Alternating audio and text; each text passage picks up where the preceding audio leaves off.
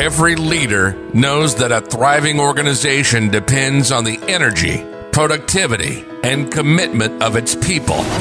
But few leaders are able to cultivate the employee engagement and performance needed for this level of success. What's the difference? Positive leadership practices. Welcome to the Positive Leadership Movement Podcast with your host, positive work culture expert, Alex Bratty. Ready to harness the power of positive leadership? Let's dive right in. Welcome to this week's episode of the Positive Leadership Movement Podcast. I'm your host, Alex Bratty, and I gotta tell you, this week's guest is gonna blow your socks off. His name is Louis D. Chaney, and he specializes in dealing with the costly business problem no one ever notices. I know. Now you're wondering what it is and if it's happening in your organization and how can you fix it fast without it costing too much money. I get it. And I was intrigued too when I heard his message. And so I think what he has to say is incredibly relevant for leaders. That's why I've invited him on the show. So I'll stop the suspense. And as Louis would say, I'll get to the damn point. Let me tell you a little bit about him, and then we will have what I promise will be a great conversation. So Louis is pioneering the idea that poor speaking skills are costing you time and money. Not even prestigious speaker training organizations address what he has discovered. This not only applies to presentations or speeches given to larger audiences, but also to daily communications within groups, especially meetings. Businesses of all sizes are constantly trying to find ways to save time and increase productivity, but this one goes unnoticed. Over the course of a long, award-winning career, Louis Chaney has told tens of thousands of stories in television news, entertainment news, commercial advertising, and independent film, working with everyone from the homeless to the rich and famous. In addition, he has trained over 100 journalists and photojournalists. He's a TEDx alumni and award-winning speaker. As founder and CEO of Get to the Damn Point, he can help make you a more proficient, efficient, and effective speaker, storyteller, and presenter. Welcome, Louis. It's such a pleasure to have you on the show. Thank you so much. It is a joy to be here. I appreciate you bringing me in. Oh, absolutely. And, I think what you have to talk about is, as you said, often goes so unnoticed to leaders. And that's why I really wanted to bring you in. So just to get us started, because I ask every guest this question, it's really important because, hey, this is the Positive Leadership Movement podcast. What, Louis, is your definition of positive leadership? What does that mean to you? Positive leadership to me is somebody that I feel has been there, they've done that, they would get in the trenches with you if they needed to, and they make you feel like a person. I've worked for a company that was a very small TV station. We were family. Everybody knew everybody. It wasn't a lot of employees there. So having that camaraderie, even though I know, yes, they're my leaders, they are my bosses, and there's a little bit of a divide there has to be.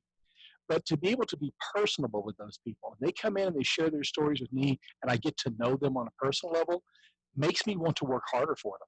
So to me, having that is a great and wonderful thing.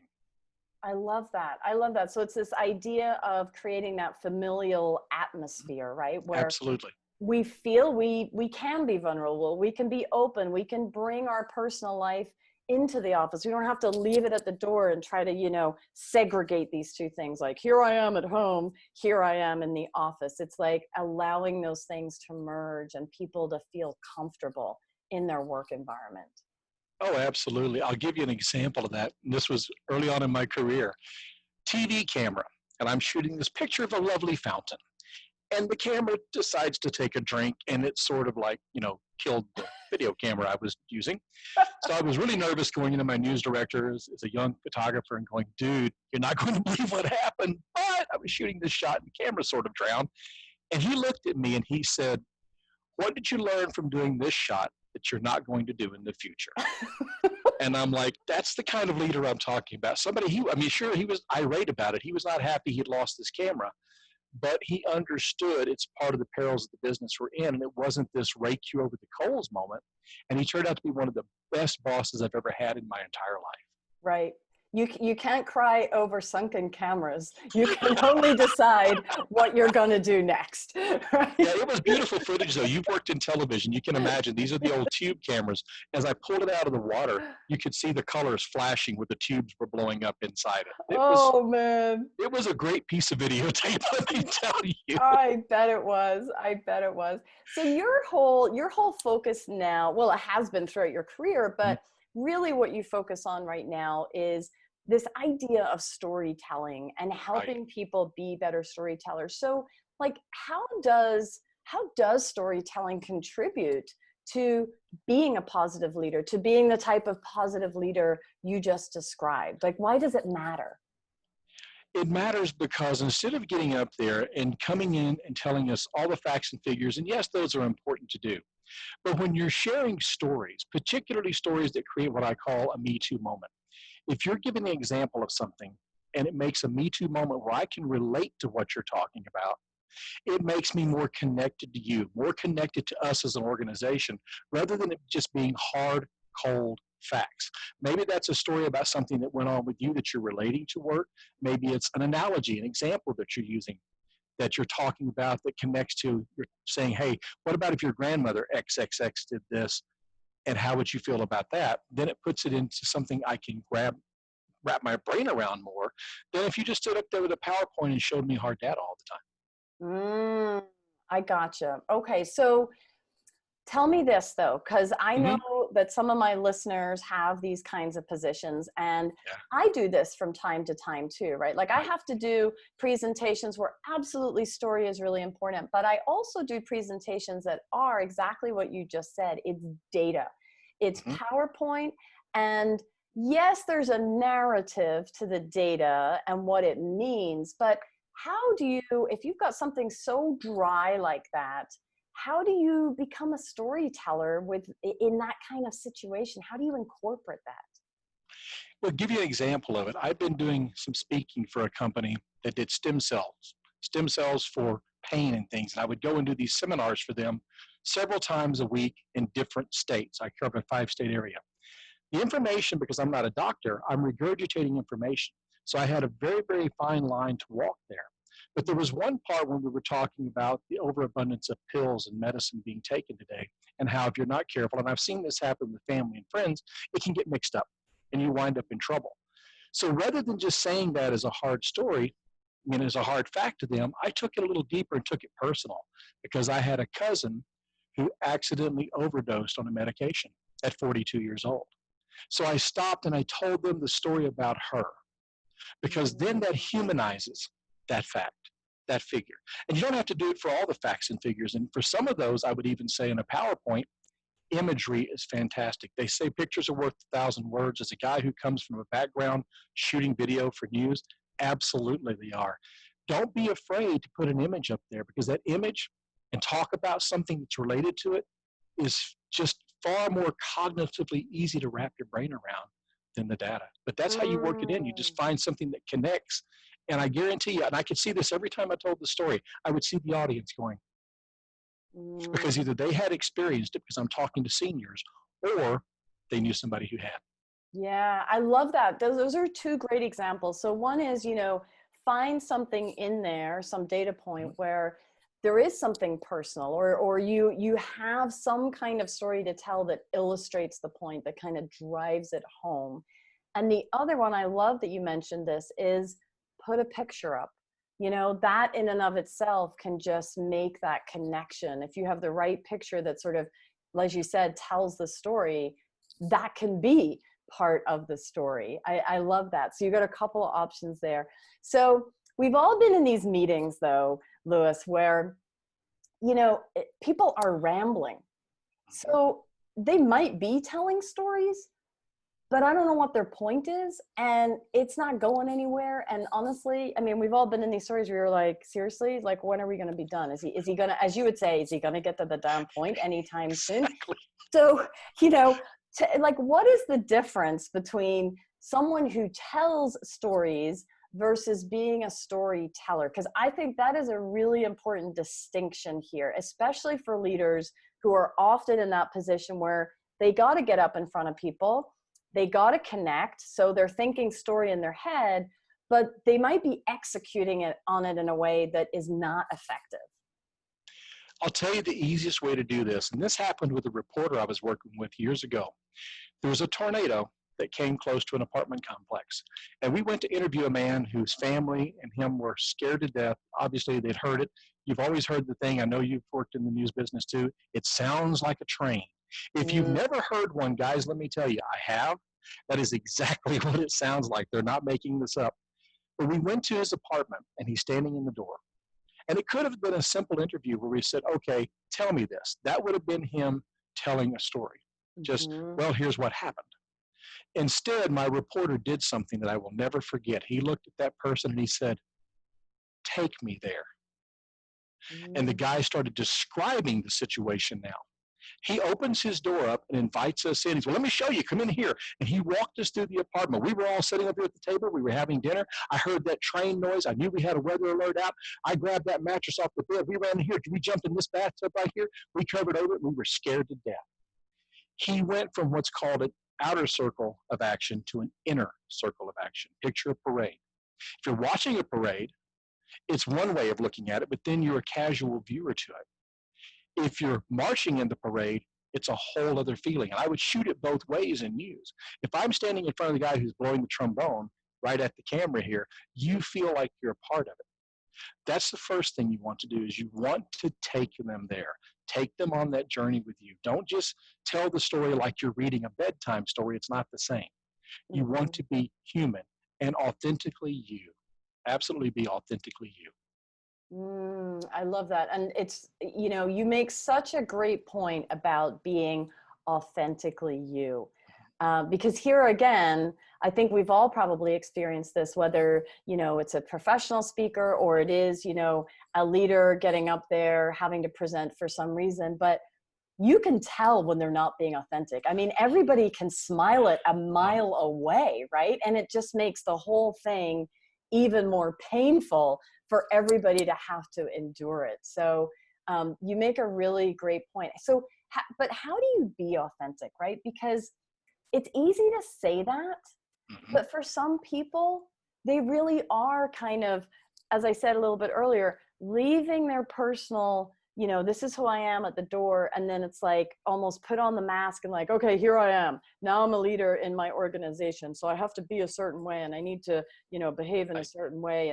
And so there's like this mask up or this kind of screen between who that person really is and who they want to communicate. So do you have any tips on like, how can people be more authentic and do it in a way that doesn't seem so, I guess, scary or painful for them?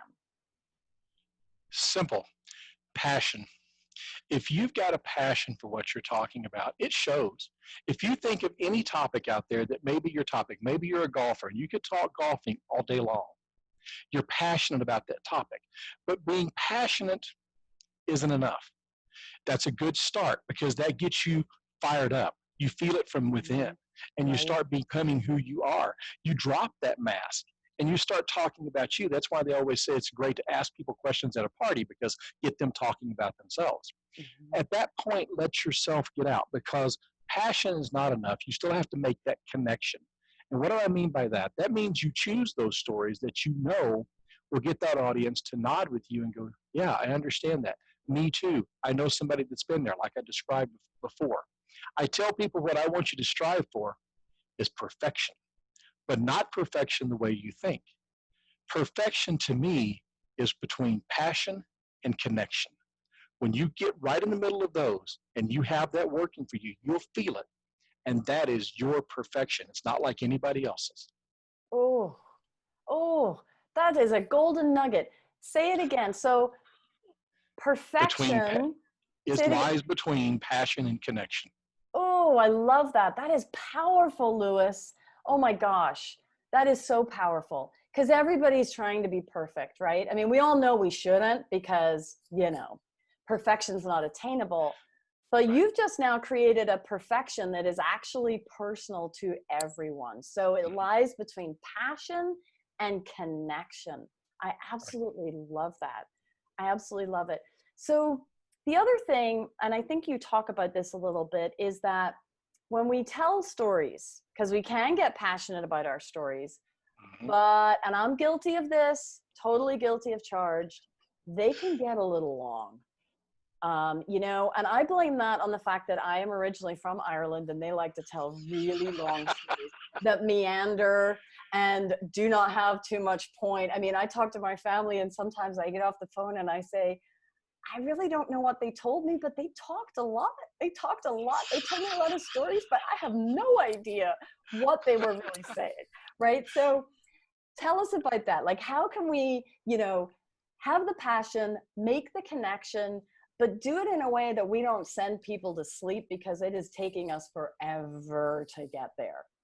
Right. And I'll be honest with you, I would love to sit down sometime and hear these stories from you because I think they'd be fascinating to listen to. But you're right. How much time do you have? Exactly.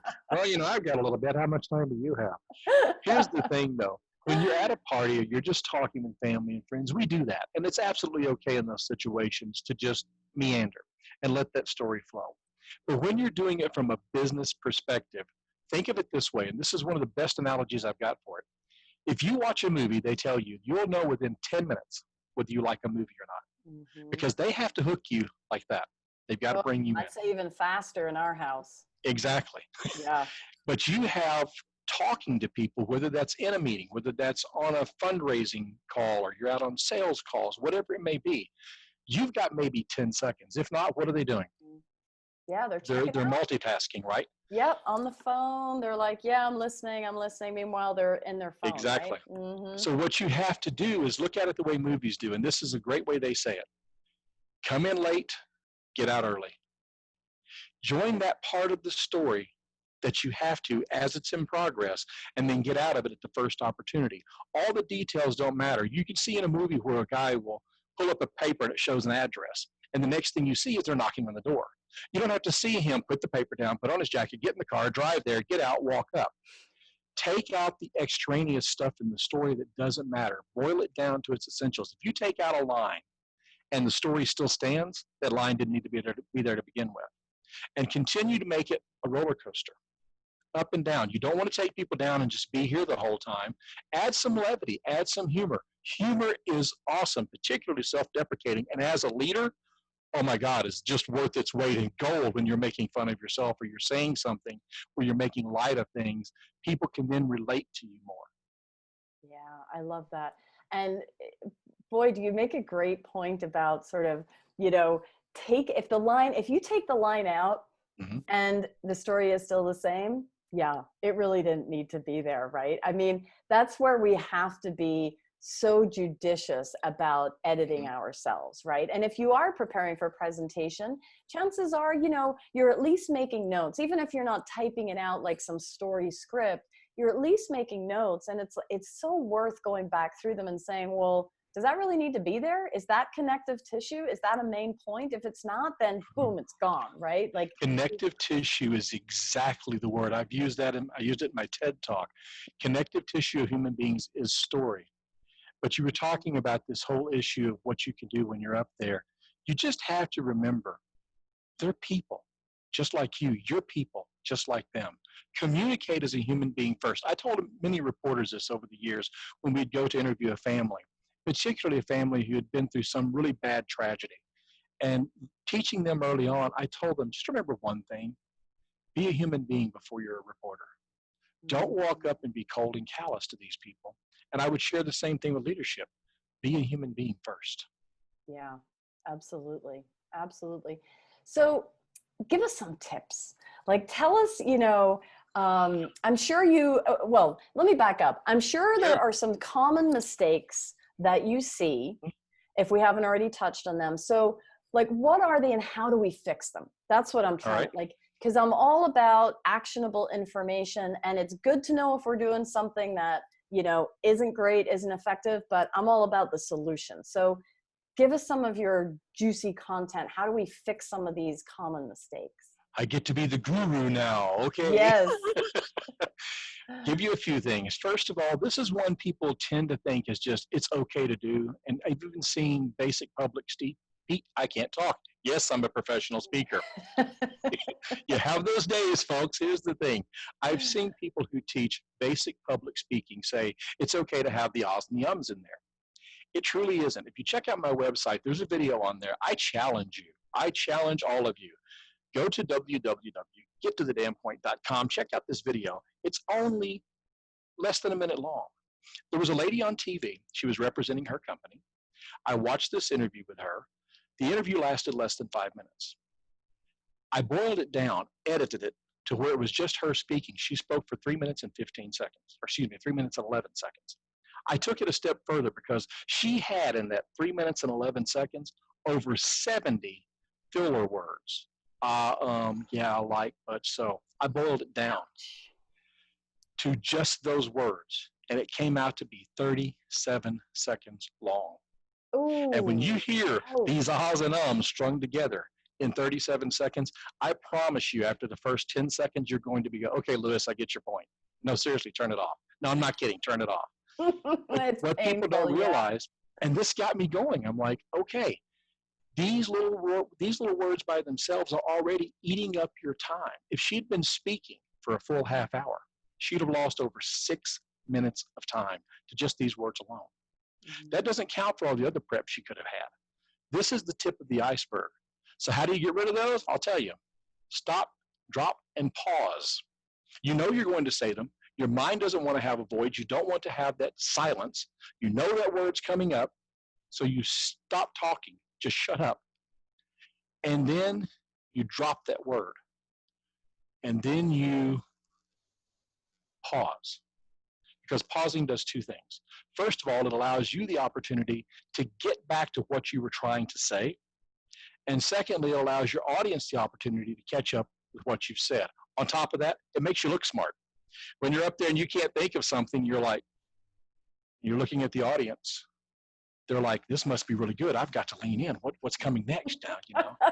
So that's a really good tool for that. You talked about this, and I want to mention this too, rehearsing. You talked about if you've got notes and you're making little notes on the side, absolutely do that. But I'm going to tell you my piece of advice, and pardon my French on this one.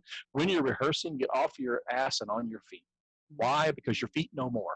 You'll be rehearsing just like you did when you were a kid and you're pretending to be standing in front of an audience and you're singing in your bedroom maybe. Same thing. You pretend the audience is there and you rehearse. Things will come up that you never planned to put in there. You'll have those little moments, those happy accidents. Write them down.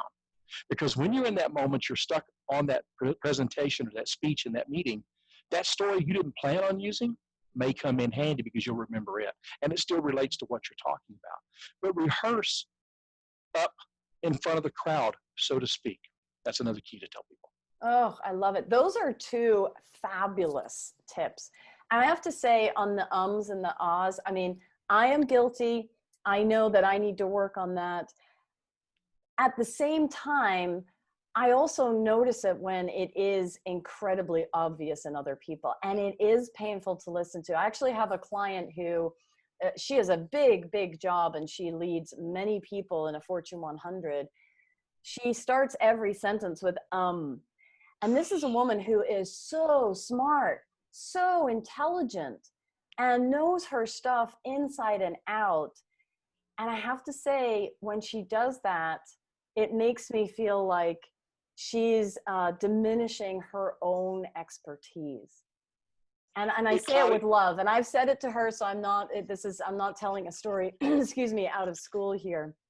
She knows about it, but she doesn't work on it. So like, give her a rationale, because I've tried to say, you know, hey, if you cut out those ums, you're going to sound so much more effective. Is there sort of a bottom line? This is why you absolutely have to get rid of those fillers, not just the timepiece. Right. Something they clutter your message. They absolutely clutter your message. If you have those in there, it's hard to pay attention to, and particularly if you're working with the media. You know this as well as I do. If you have a lot of those in there, you're going to be a nightmare to edit. That means what you're trying to get across is going to be gone. It's up to that reporter or that photographer or editor to take what you've said and turn it into something cohesive and able to make sense out of. The more you have of that gone out of your daily language, the better off you are, because then it won't be there when you're speaking too. And another tip for that, you said a hard and fast rule. Imagine you've got a 3-year-old with you all the time who will parrot everything you say. And I say this because I have a 3.5-year-old granddaughter. I've been guilty of this, but pretend you've got a 3-year-old with you all the time, and every and filler word is a cuss word. You'll get rid of them. You'll get rid of them. I promise you will. That is a great one. I love that. That's pretty compelling. But your why there, let me just underscore that, because I think that is super important.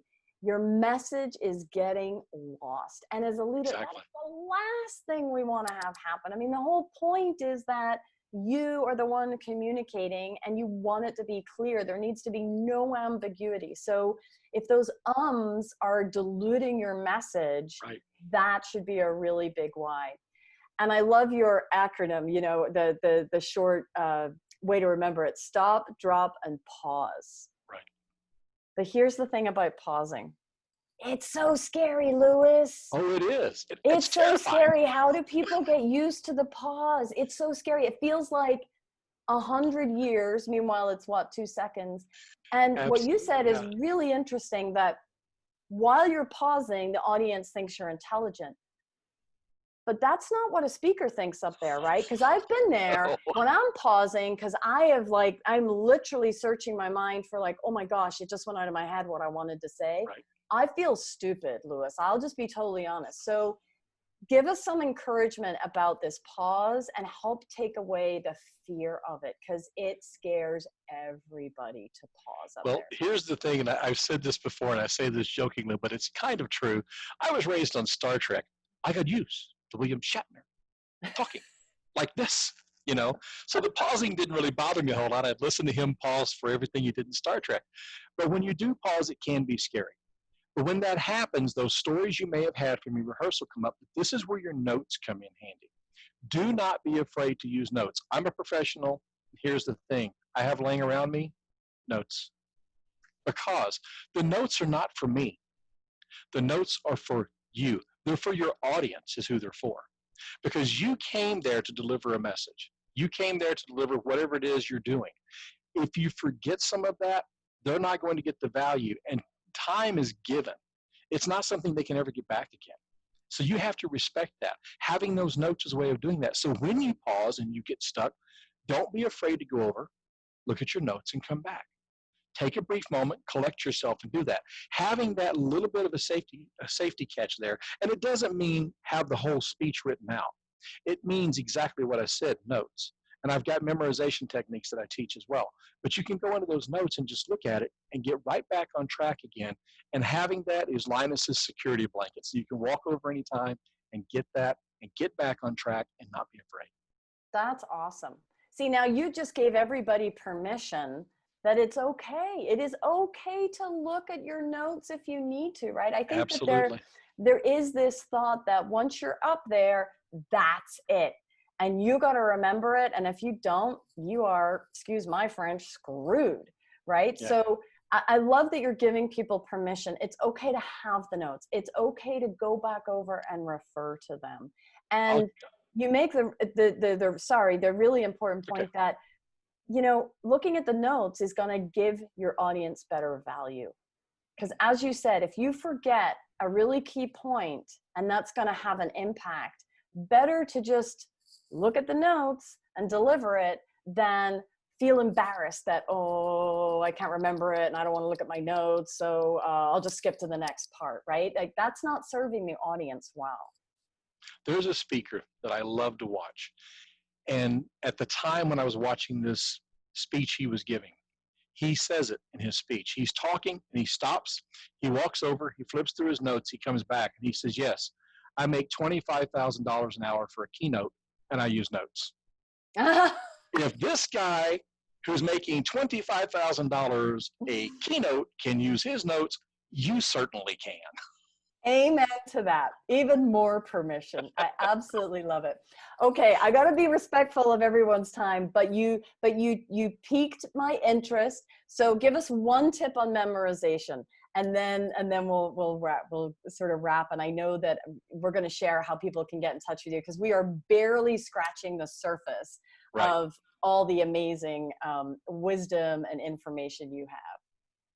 Real quick tip on memorization. You can find this one out there. It's easy. There's been different variations of it over the year. It's called the Ice Palace. And what it is, you go into this place no, it's not called the Ice Palace. It's called like just the palace. You go in and you see your home. Picture each room of your home. And you plant certain parts of your speech in certain parts of the rooms. Like if you walk in the door and you need to remember that you're going to be talking about how things have done well over the past month, projections have gone up, and you want to make sure that's what you say off the top, see a stairwell going up. Conversely, see it going down. First thing you do when you walk in the room, you see that. Now you want to talk about money issues. You look over and there's a couch, and it's made completely out of money. So you plant these little things in there, and as you walk through room to room to room, they will come to you. So as you're doing your speech, when you're giving it, just start at the door, come in, and those little visual clues in your head will work. Also, body language. If you're turning, you can lock something you're going to say to that turn. That little bit of movement can become something. For example, in the speech that I did at TED Talk, I knew there were 3 things I wanted to say. So instead of just staring out at the audience this way, I deliberately went to this side of the room, to here, and to here were those 3 things when I practiced. That way, I knew when I turned, this one came out, this one came out, this one came out. I'm addressing the whole audience, and nobody had a clue. That was a cue for me to remember what I was saying.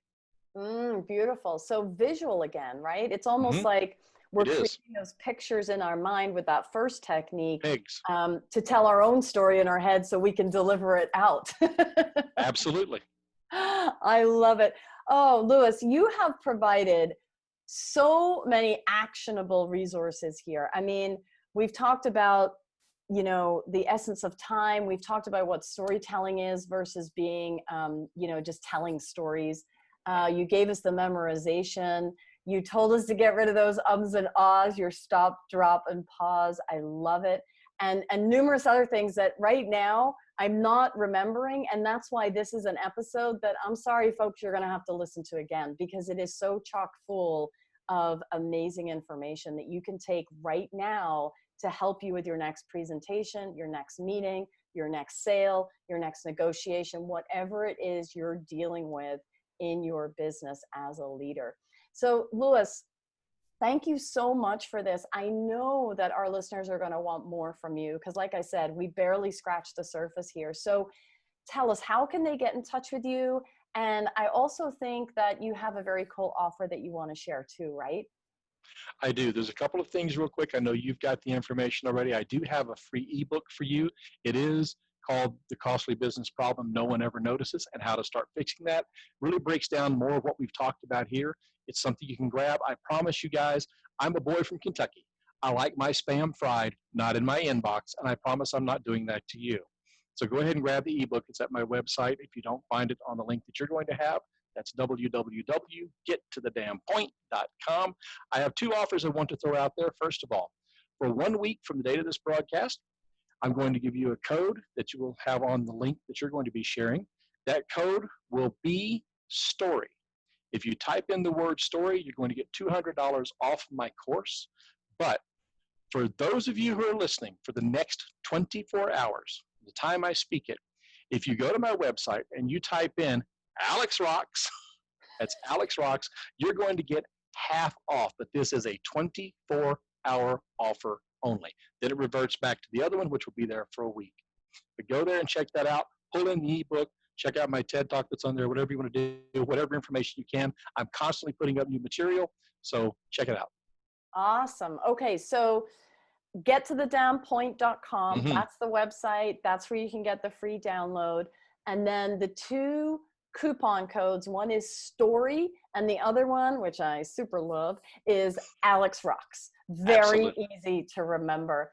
And we'll have those links below the show here, and also when we're promoting it on social media as well. So those are wonderful offers. Thank you so much, Louis. And thank you again for joining the Positive Leadership Movement today. It's really been a wonderful conversation. And I want to thank you, our listeners, our viewers, for joining me for another episode. If you have positive leadership stories to share, or you have questions on this week's topic, or you want to just get connected with Louis and you missed everything that we were just saying, you can write to me at questions@positiveleadershipmovement.com. I always love to hear from you, and I can certainly put you in touch with Louis. All right, that's it for this week.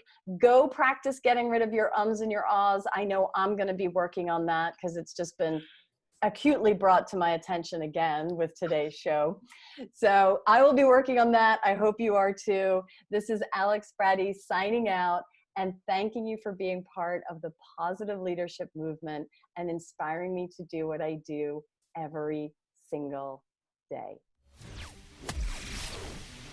Make sure you subscribe to the show. If you like this episode, please rate and review. If you want to get more from Alex, check out Happiness at Work, where she provides leaders with a proven path to cultivate a positive work culture that increases performance, productivity, and profitability. Go to happinessatworknow.com. Join us next week and harness the power of positive leadership for your organization.